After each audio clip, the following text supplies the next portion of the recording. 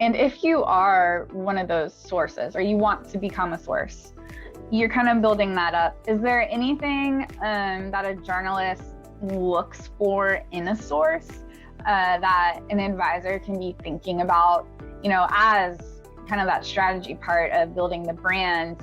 There are things you could put on your website in advance. So is there specific things that the journalists look for? Oh yeah, absolutely. Well, when we're talking about financial advisors, I mean, there are certain TV segments, shows, and other journalists, especially when it comes to markets reporters, where they look at AUM, and they've got a set AUM. If you're below that AUM, you're not getting on that show. Not all of them. There's a lot of other opportunities. And so when I have clients who are below, a certain AUM threshold, we don't waste our time there because we already know what the answer is. Or we'll make sure that we have something super unique or compelling when we do go to them, because even if they have that fixed rule, sometimes there are exceptions. But if we're giving... I had no idea that was a thing that they even considered. So that is... They'll look at your broker check too. Some of them will look at your broker check. And if they see even the smallest mark, it could be a barrier. So again, if we know that you have that, we don't waste time going to those publications. We already know which ones have those types of barriers. We're going to go to the places where you will be successful. What is the process? So we're working together and I say, I want to check off, Bloomberg and Forbes and whatever else. What then happens? You reach out to journalists at these publications, or, what's the process? Sure. Yeah. So, I mean, we'll go through a discovery process with them, and beyond all their core messaging, I identify some of the, key storylines, the big news stories out there where we can connect the dots between that and their expertise. The big stories that are being covered by the publications that they want to be in, that we anticipate those publications will be covering, or stories that are interesting that they should be covering, but they aren't. Those are the types of things that we can take to some of the big publications to make the argument as to why they would be a good source, why they can be on there. So identifying, those thought leadership platforms before the campaign even starts, so that day one, we're on the phone, we're shooting out messages to our contacts, and we're building new contacts, depending on the type of messaging we want to put out there. That's absolutely essential to going in.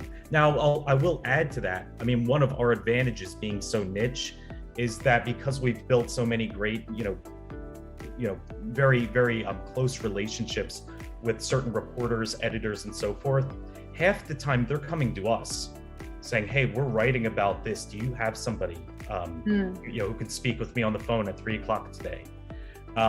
Because they know that we've got a stable of financial experts. So even if it's niche, a very niche topic that they're covering, they know we can at least reach out to our people and find somebody who might be a good source for them. Talking about getting on TV and podcasts and maybe local stuff, does it help or hurt, or does it matter if you have your own stuff going on already? Like, what if someone already has their own podcast? Is that going to help or hurt them getting interviewed on somebody else's podcast? Well, it helps the PR agency, absolutely. We love clients who produce their own content because they're feeding us story ideas. We don't have to pry them from them. If they're doing a weekly blog or even a monthly market commentary, that's perfect. We can from one of those, we can usually put together 3-4 different story angles. If they're on a podcast, even better. We can take that and turn it into a bylined article to get published in Forbes or Business Insider or whatnot. So producing their own content helps us as the PR person. Now, Kalli, you mentioned, does it help or hurt getting them into similar mediums? If they've got a podcast, is their podcast going to help them get on the other person's?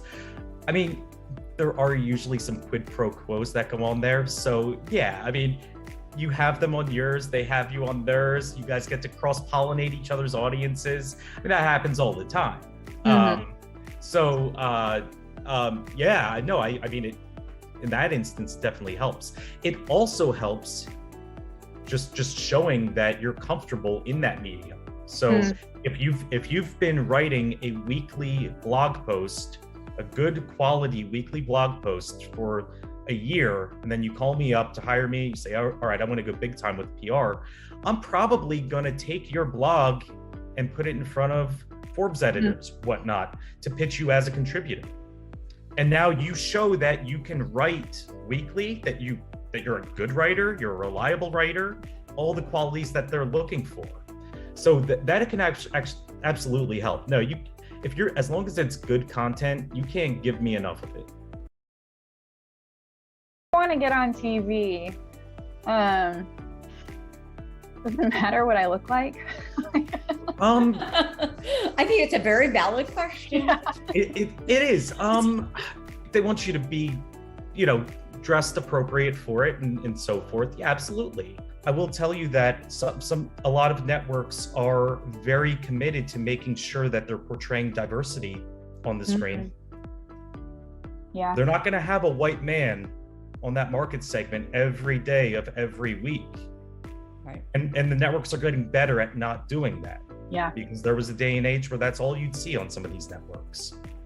So props to them. And I know for a fact these producers really do value that and do they do a better job upholding it than years past.